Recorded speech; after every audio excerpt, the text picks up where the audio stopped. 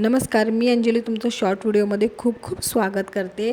तर सकाळी सकाळी गणपतीची अशी मस्त गाणी लावलेली, तर सगळ्यांना गणेश चतुर्थीच्या खूप खूप शुभेच्छा। बाहेर ढोल ताशे वाजले का मग पाहायला जायचे गणपती कुठे आलाय कुठे नाही। तर आहे ना, स्वराला सांगितलेलं का मला व्हिडिओज पाठव तिकडचे कसे आहेत आगमन गणपतीचं मला पाहायचं आहे। तर स्वराने असे छान व्हिडिओ पाठवलेले। तर आईच्या इथे आहे ना मस्त अनंत चतुर्थीपर्यंत गणपती असतात।